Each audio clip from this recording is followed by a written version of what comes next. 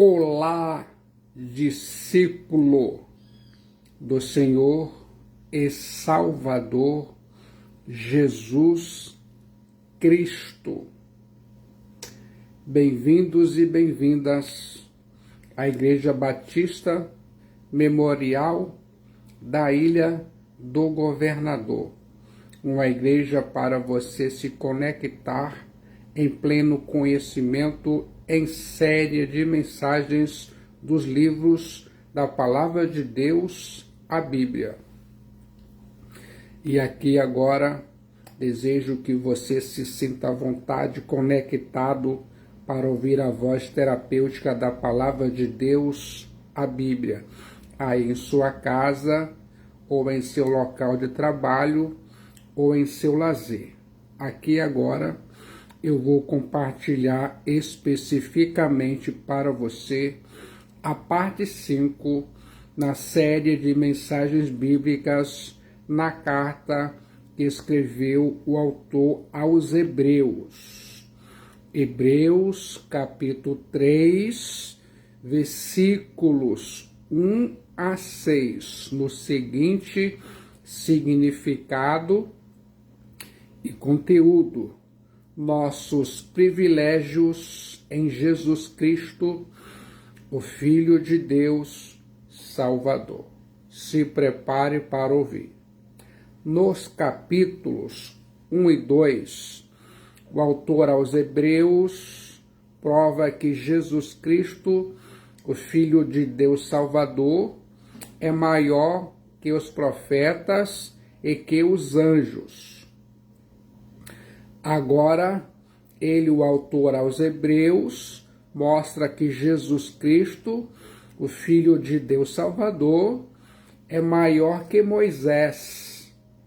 Mesmo que isso pareça um anticlímax, é preciso destacar que Moisés era a personagem mais reverenciada pelo povo judeu.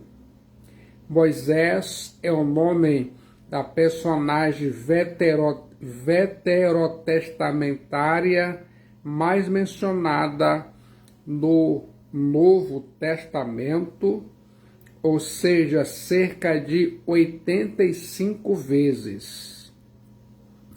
Jesus Cristo, o Filho de Deus Salvador, veio como um segundo Moisés. Os paralelos entre Moisés e Jesus Cristo, o Filho de Deus Salvador, são numerosos. Moisés levantando a serpente no deserto é um tipo de Jesus Cristo sendo levantado na cruz. Moisés deu o maná no deserto, mas Jesus Cristo dá o verdadeiro pão dos céus. Continue ouvindo a voz terapêutica da Palavra de Deus, a Bíblia. As palavras proféticas de Moisés em Deuteronômio, capítulo 18, versículo 15, são aplicadas a Jesus Cristo, o Filho de Deus Salvador, em Atos 3, versículo 22 e 7:37. Seus anjos foram os mediadores para entregar a lei no Sinai. Moisés foi o recebedor da lei e o transmissor dela ao povo. Moisés foi o maior líder de Israel, o homem que tirou o povo da escravidão do Egito e o conduziu por 40 anos no deserto. O propósito do autor da carta aos Hebreus é mostrar que, não obstante os judeus tivessem o mais alto conceito sobre Moisés, pois com ele Deus falava face a face. Jesus Cristo Zios Theosoter era superior ao patriarca. Moisés serviu com fidelidade na casa de Deus. Jesus Cristo, o Filho de Deus Salvador, constituiu a casa. Moisés era um servo na casa, mas Jesus Cristo, o Filho de Deus Salvador, enviado, é a casa. Moisés é um enviado de Deus, embaixador de Deus, mas Jesus Cristo, o Filho de Deus Salvador, é o apóstolo. Moisés intercedeu pelo povo, mas Jesus Cristo, o Filho de Deus Salvador, é o sumo sacerdote. Moisés, como nós, fazia parte da família de Deus, mas Jesus Cristo, o Filho de Deus Salvador, edificou e é o dono da casa. Guarde isso em sua mente. Portanto, voltar do cristianismo para o judaísmo é sair da realidade para a sombra e da consumação para a promessa. Para evitar esse retrocesso, os crentes precisavam considerar atentamente o apóstolos e sumo sacerdote da nossa confissão, Jesus Cristo, o Filho de Deus Salvador. A palavra grega katanō considerai atentamente, tem um significado mais profundo do que apenas olhar algo superficialmente. É mirar com a máxima atenção, é observar atentamente, atenção em algo ou em alguém de tal maneira que seu significado profundo e a lição que traz possam ser assimiladas. A palavra grega katanō considerai atentamente, ainda mais é um termo usado na astronomia, derivado da raiz latina sidus, que significa estrela ou constelação, e dela temos sideral, o que pertence aos astros ou ao céu.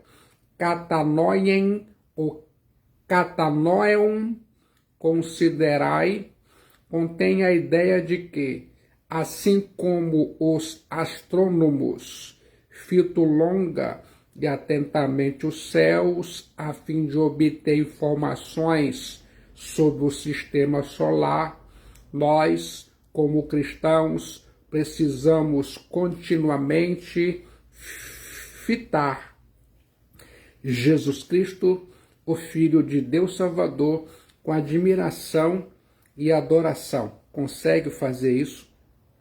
Agora, o autor aos Hebreus usa diversas armas diferentes do seu arsenal. No versículo 1, ele emprega a exortação. Dos versículos 2 a 6, o autor aos Hebreus passa ao ensino. Então, nos versículos 7 a 19, ele se dedica à admoestação. Quer saber o que acontece quando nós lançamos esse olhar atento para compreender a verdade cristã e o que vemos? Coloque toda a sua atenção na resposta. Eu e você vemos nossos privilégios em Jesus Cristo, o Filho de Deus Salvador. Somos participantes de uma vocação celestial. A Bíblia diz em Hebreus capítulo 3, versículo 1. Por isso, santos, ágios irmãos Adelfos, que participais da vocação celestial. A Bíblia diz, eu acredito. O nosso chamado não é apenas para uma jornada na terra, mas para uma caminhada rumo aos céus, a pátria celestial. Nosso chamado veio dos céus, a pátria celestial, e nosso destino é os céus, a pátria celestial. Nossa vocação procede dos céus, a pátria celestial, e nossa peregrinação é para os céus, a pátria celestial. Não somos chamados apenas a partir dos céus, a pátria celestial, mas somos chamados para os céus, a pátria celestial. Guarde isso em sua mente. Pense mentalmente. O escritor aos Hebreus fala do dom celestial. Em Hebreus 6,4, do santuário celestial, em Hebreus 8,5, das coisas celestiais, em Hebreus 9,23, da pátria celestial, em Hebreus 11,16, e ainda mais da Jerusalém celestial, Hebreus 12, versículo 22. Em todos os casos, o celestial é contrastado com o terrestre. Em todos os casos, o celeste é o superior. A realidade comparada com a sombra. Moisés conduziu o povo para um deserto com vistas a conquistar Canaã. Nós, os cristãos, somos conduzidos por Jesus Cristo, o Filho de Deus Salvador, para Canaã celestial. Nossa pátria não está aqui. Nos céus, a pátria celestial precisa estar o nosso foco. O chamado que recebe um cristão tem dupla direção. É um chamado desde os céus e para os céus. Uma voz que vem de Deus e nos convoca para Deus. É um chamamento que exige uma atenção concentrada tanto por sua origem como por seu destino, tanto por sua fonte como por seu propósito. Não se pode mirar desinteressadamente um convite a Deus e da parte do próprio Deus. Pense nisso. Os verdadeiros cristãos fazem parte da família santa de Deus. Hebreus, capítulo 3, versículo 1. Por isso, santos irmãos, que participais da vocação celestial, considerai atentamente o apóstolo e sumo sacerdote da nossa confissão, Jesus. Coloque a Bíblia em sua mente. O autor aos Hebreus chama os membros da igreja de santos irmãos. Somos santos ágios porque fomos separados do mundo para Deus. Somos santos ágios porque fomos purificados pelo sangue do Cordeiro de Deus, Jesus Cristo. Somos santos ágios, porque o Espírito Santo habita em nós e nos transforma de glória em glória na imagem de Jesus Cristo, o Filho de Deus Salvador. Somos adélfos, irmãos, porque em Jesus Cristo, o Filho de Deus Salvador, judeus e gentios foram reconciliados num só corpo. O muro de inimizade foi derrubado pelo sangue de Jesus Cristo, o Filho de Deus Salvador, lá na cruz no Calvário. Somos uma só igreja, uma só família, um só rebanho, um só povo. Temos Jesus Cristo, o Filho de Deus Salvador, como apóstolos e sumo sacerdote da nossa confissão. Jesus Cristo, o Filho de Deus Salvador, é o divino apóstolos e o gracioso sumo sacerdote da nossa confissão. Como apóstolos, Jesus representou Deus diante dos homens na terra. Como sumo sacerdote, ele, Jesus, representa os homens diante de Deus nos céus, a pátria celestial. Quer saber o que é a nossa confissão? É aquilo que declaramos diante do mundo. Dizemos ao mundo que Deus enviou Jesus Cristo, o Filho de Deus Salvador, para trazer-nos sua mensagem, dar sua vida por nós, interceder por nós. Essa é a única vez no Novo Testamento que Jesus Cristo, o Filho de Deus Salvador, é chamado de apóstolos.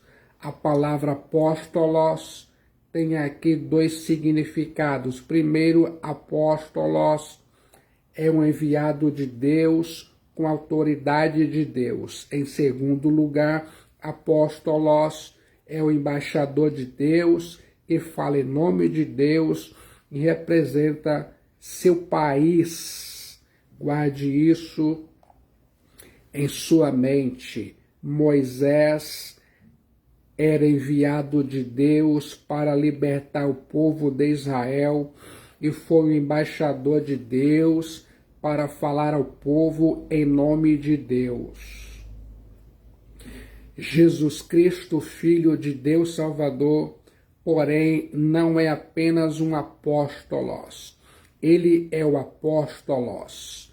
Ele, Jesus Cristo, o Filho de Deus Salvador, foi enviado por Deus para redimir um povo exclusivamente para Deus, zeloso de boas obras. Ele, Jesus Cristo, o Filho de Deus Salvador, foi enviado para ser nosso Redentor.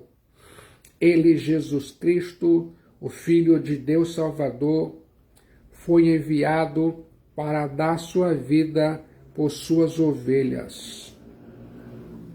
Ele, Jesus Cristo, o Filho de Deus Salvador, foi enviado para comprar com seu sangue aqueles que procedem de toda tribo, raça, povo, língua e nação. Apocalipse, capítulo 5, versículo 9. Se Moisés foi o intercessor do povo como sacerdote, e se Arão foi chamado de sumo sacerdote em muito maior grau, Jesus Cristo, o Filho de Deus Salvador, é o nosso sumo sacerdote.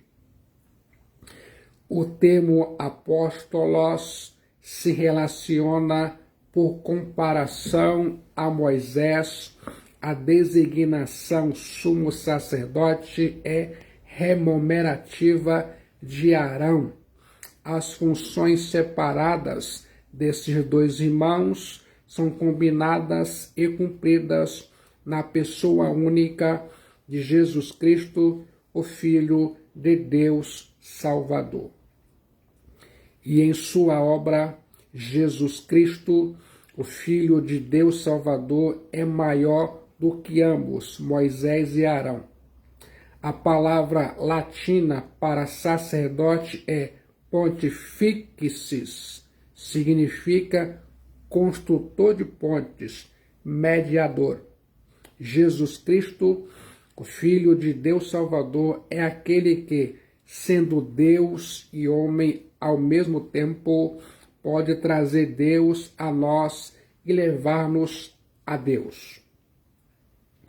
Ele, Jesus Cristo, o Filho de Deus Salvador, pode ser o perfeito mediador entre nós e Deus.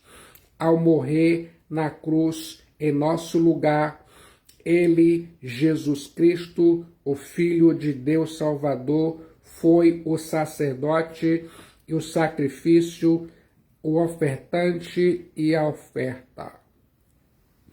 Ele, Jesus Cristo, o Filho de Deus Salvador, nos reconciliou com Deus e agora está à destra de Deus, de onde intercede por nós fielmente como nosso sumo sacerdote. Eu quero chamar a sua atenção a essa verdade. Temos Jesus Cristo, o Filho de Deus Salvador, como alguém superior a Moisés. O autor aos Hebreus destaca a fidelidade de Moisés na casa de Deus e a fidelidade de Jesus Cristo, o Filho de Deus Salvador. Os crentes precisam considerar a fidelidade com que Jesus Cristo, o Filho de Deus Salvador, realizou sua missão. Deus enviou seu Filho com uma missão bem definida, muito específica, conduzir muitos filhos à glória. E na realização da sua obra, da sua missão, Jesus Cristo, o Filho de Deus Salvador, foi fiel. Embora Moisés tenha sido a figura mais destacada no judaísmo, o autor aos Hebreus ressalta a superioridade de Jesus Cristo, o Filho de Deus Salvador, sobre Moisés, usando 3 argumentos. Se sente preparado ou preparada para ouvir? Em primeiro lugar, o construtor é maior do que a casa, o qual é fiel àquele que o constituiu, como também era Moisés em toda a casa de Deus. Hebreus 3:2. Jesus, todavia, tendo sido considerado digno de tanto maior glória do que Moisés, quanto maior honra do que a casa, tem aquele que a estabeleceu. Hebreus 3:3. Pois toda a casa é estabelecida por alguém, mas aquele que estabeleceu todas as coisas é Deus. Hebreus capítulo 3, versículo 4. A palavra grega oikos, traduzida aqui por casa, não se refere a uma casa física, material, mas ao povo de Deus. Aqui o termo casa oikos é o sinônimo para a família de Deus. Moisés foi fiel a Deus, servindo a igreja no deserto durante a jornada dos 40 anos. E Jesus Cristo, o Filho de Deus Salvador, é digno de muito maior glória, porque ele é o fundamento, o dono, o edificador e o protetor da igreja. Foi Jesus Cristo, o Filho de Deus Salvador, quem estabeleceu e edificou a igreja. Foi ele, Jesus Cristo, o Filho de Deus Salvador, quem a redimiu. Ele, Jesus Cristo, o Filho de Deus Salvador, é o Salvador da igreja e o seu noivo, o noivo rei. Agora, a igreja é composta por judeus e gentios que se arrependem e creem em Jesus Cristo, o Filho de Deus Salvador. De ambos os povos, Deus fez um só povo, uma só igreja. Como se sente quando ouve essa verdade? Ouça agora, em segundo lugar, o Filho, Jesus Cristo, é maior do que o servo. E Moisés era fiel em toda a casa de Deus como servo, para testemunho das coisas que haviam de ser anunciadas. Hebreus, capítulo 3, versículo 5. A Bíblia diz, eu acredito. Moisés era fiel em toda a casa de Deus, mas Jesus Cristo, o Filho de Deus Salvador, é o Filho. O autor aos Hebreus não usou a palavra grega doulos para servo, mas o termo peraton. Significa ser livre. Deus é o arquiteto da casa e Jesus é o construtor da casa, mas Moisés foi apenas um servo na casa de Deus. O Filho, Jesus Cristo, unigênito, é da mesma substância do Pai. Moisés não criou a lei, foi apenas um transmissor. Moisés não criou a casa, apenas serviu nela. Moisés nunca falou por si mesmo, pois tudo o que disse só apontava para as coisas maiores que Jesus Cristo, o Filho de Deus Salvador, faria. Em síntese, Moisés foi o servo e Jesus Cristo é o Filho. Moisés conheceu algo sobre Deus. Jesus Cristo é Deus. Ouça agora, em terceiro lugar, a realização é maior do que seu símbolo. Moisés deu testemunho das coisas que haveriam de ser anunciadas. Jesus Cristo trouxe essas coisas na realidade. Ele, Jesus Cristo, é a consumação daquilo que Moisés anunciou como sombra. Moisés teve a função de um profeta e foi um tipo de Jesus, o grande profeta. Ele, Moisés, testificou a respeito daquilo que seria dito no futuro, especialmente o Evangelho de Jesus Cristo, o Filho de Deus, proclamou com a totalidade da revelação de Deus. Moisés falou em figuras e de coisas que ainda aconteceriam. Moisés falou de Jesus Cristo, o Filho de Deus Salvador, o alvo de sua mensagem. Jesus Cristo, o Filho de Deus Salvador, é o cumprimento do que Moisés anunciou, por isso é digno de maior glória e honra, razão pela qual precisamos nos concentrar nele, Jesus Cristo, o Filho de Deus Salvador. Somos a morada de Deus. Hebreus 3:6. Cristo, porém, como filho em sua casa, a qual casa somos nós. Como já afirmei, o termo casa oikos é uma referência ao povo de Deus e não ao edifício material. Moisés ministrou a Israel, o povo de Deus, sob a antiga aliança. Hoje, Jesus Cristo, o Filho de Deus Salvador, ministra a sua igreja, o povo de Deus, sob a nova aliança. Esse conceito da igreja como casa oikos e morada de Deus é robustamente provado no Novo Testamento.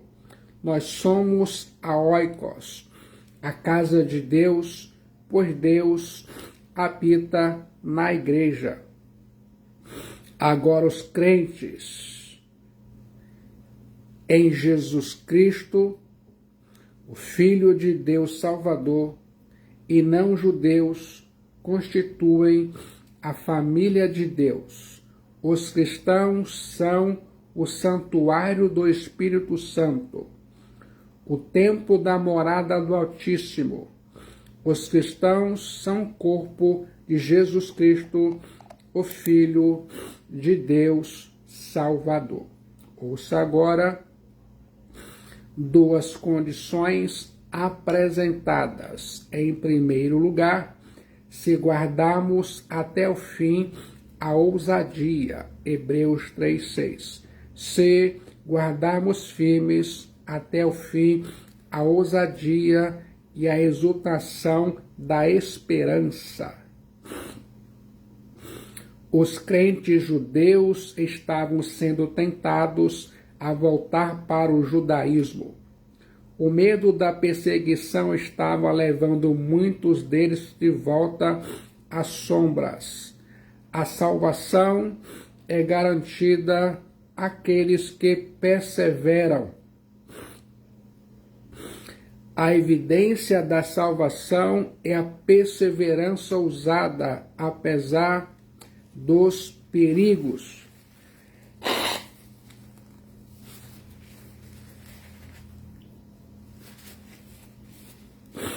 Quero que se lembre disso. Certamente, o propósito do escritor aos Hebreus era concitar seus leitores a permanecerem firmes ao cristianismo. Se alguém, já tendo confessado a Jesus Cristo, o Filho de Deus Salvador, o abandona para sempre, será porque sua profissão de fé nunca foi autêntica. A única garantia certa de que você é salvo e filho de Deus é que você continua na fé em Jesus Cristo, o Filho de Deus Salvador, a despeito de suas falhas. Se alguém não continuar na fé em Jesus Cristo, o Filho de Deus Salvador, perseverando até o fim de sua vida, é porque ainda não pertence a Jesus Cristo. Portanto, está perdido eternamente. Já parou para pensar nisso? Em segundo lugar, se guardarmos até o fim a exultação da esperança, Christos, porém, como filho em sua casa, a qual somos nós, se guardarmos firme até o fim a ousada e exultação da esperança, Hebreus 3:6. O escritor aos Hebreus explica o que se entende por casa de Deus hoje. Ela é composta por todos os verdadeiros cristãos que depositaram sua fé e confiança em Jesus Cristo, o Filho de Deus Salvador, de quem somos casa, se mantivermos firme a confiança e a alegria da esperança, firme até o fim na jornada cristã. A resistência é uma prova da realidade. Aqueles que perdem a fé e a confiança em Jesus Cristo e em suas promessas e voltam aos rituais e cerimônias mostram que nunca nasceram de novo. É contra tal apostasia que se dirige a seguinte advertência: a esperança cristã não pode negligenciar a dolorosa obra da autoanálise. Examinai a vós mesmos se realmente estáis firme na fé. Provai-vos a vós mesmos. Ou não conheceis que Jesus Cristo está em vós, se não é que já estáis reprovados. 2 Coríntios, capítulo 13, versículo 5. Os crentes coríntios estavam confiantes demais de que eles eram a habitação de Jesus Cristo, de modo que a pergunta do apóstolo Paulo visa sacudi-los e despertá-los para as implicações morais dessa grandiosa realidade. Essa autoanálise ou esse autoexame não tem cunho moral, trata-se da fé. Paulo não pergunta se eles têm fé, mas se estão na fé em Jesus Cristo, o Filho de Deus Salvador. Deste modo, a fé é caracterizada como espaço abrangente em que se desenrola toda a vida de um ser humano, como o poder determinante e configurador que perpassa o pensar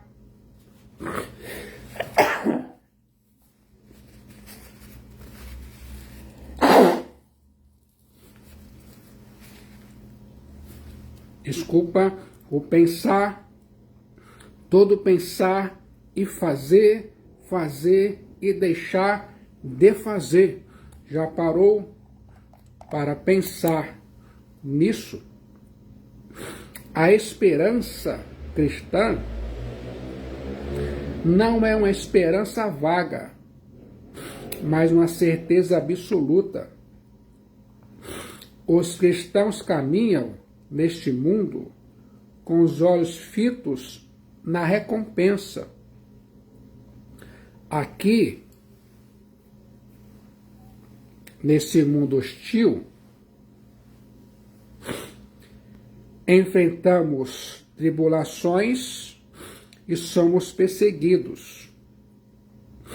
Aqui nesse mundo hostil, choramos, gememos e passamos por vales escuros, mas a despeito das circunstâncias adversas, a jornada cristã precisa ser jubilosa e exultante. Eis o motivo: caminhamos para os céus, a pátria celestial, atendendo a nossa vocação celestial. O próprio autor aos Hebreus corrobora: guardemos firmes a confissão da esperança sem vacilar, pois quem fez a promessa é fiel. Hebreus capítulo 10, versículo 23. Depois do que Jesus Cristo, o Filho de Deus Salvador, fez por você, você não pode mais vacilar nem retroceder. Ao contrário, você precisa ficar firme na confissão da esperança, pois as promessas de Deus de pleno perdão dos pecados e de plena comunhão com Ele são confiáveis, pois quem prometeu é fiel. Quem fez a promessa não foi um homem igual a nós. O homem se arrepende, volta atrás, geralmente quebra a palavra e não cumpre a promessa. Todos nós estamos acostumados a ser decepcionados e frustrados deste modo. Com Deus, porém, não é assim. Deus não é homem para que minta. Por causa dessa inabalável realidade, não é hora de afrouxar o pulso, vacilar na fé ou ceder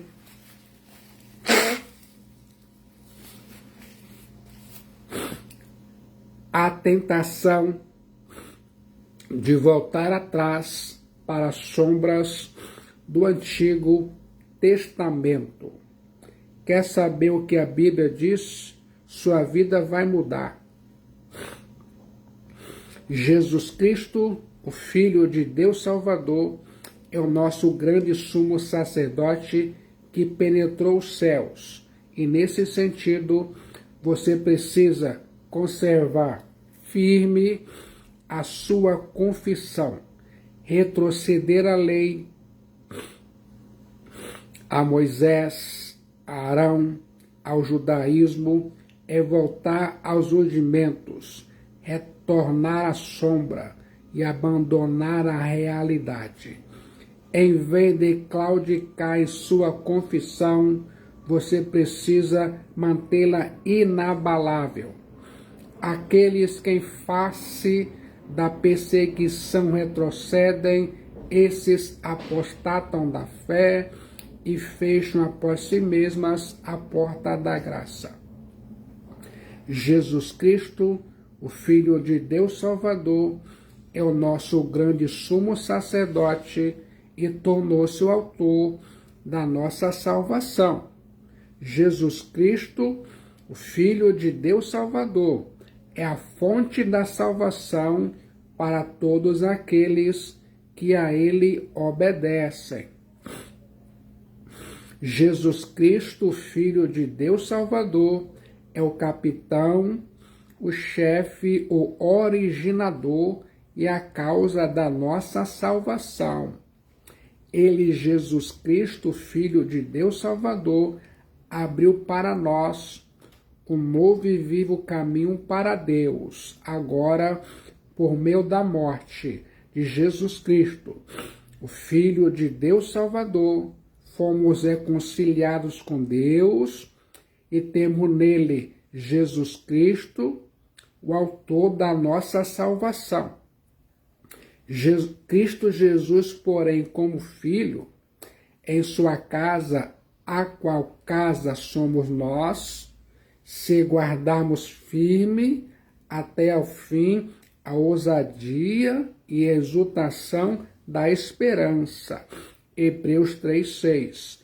Os cristãos precisam entender o que é guardar firme até o fim a ousadia e a exultação da esperança. Uma profissão de fé em Jesus Cristo, o Filho de Deus Salvador, não é suficiente.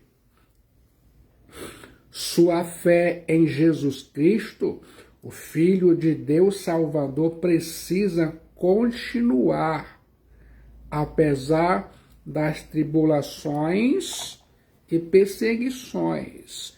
Você precisa ser obediente. Tendo cuidado, não recuseis ao que fala, pois se não escaparam aqueles que recusaram ouvir quem divinamente os advertia sobre a terra, muito menos nós, os que nos desviamos daquele que dos céus nos adverte. Hebreus 12:25. Você não pode recusar aquele que fala desde o céu. Essa epístola aos Hebreus começa dizendo que Deus existe e fala. Deus tem falado muitas vezes e de muitas maneiras aos pais pelos profetas. Agora Deus nos falou finalmente pelo Filho, Jesus Cristo. Deus continua falando e sua voz é poderosa. A voz de Deus despede chamas de fogo. A voz de Deus é irresistível.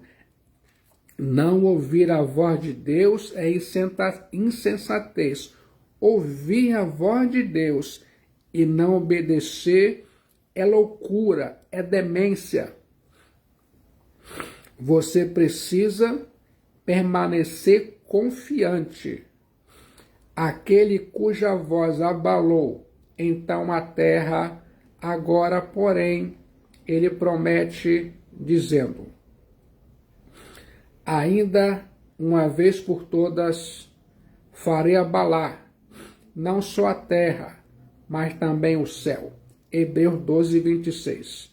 Ora, essa palavra, ainda uma vez por todas, significa a remoção dessas coisas abaladas como tinham sido feitas para que as coisas que não são abaladas permaneçam. Hebreus 12, 27.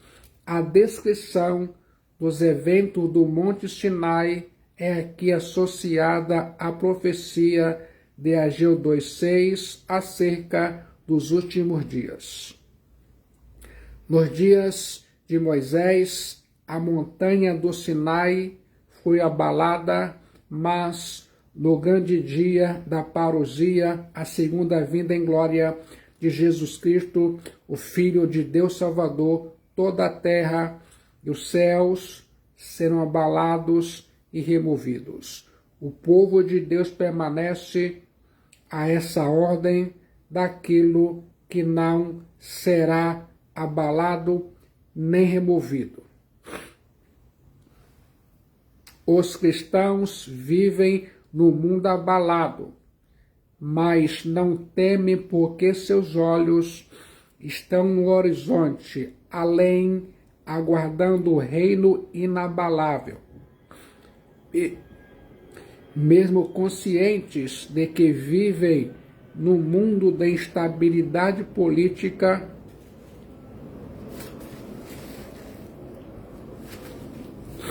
pressões sociais, crises econômicas, apostasia religiosa, sofrimentos físicos e decadência moral, eles não se desesperam.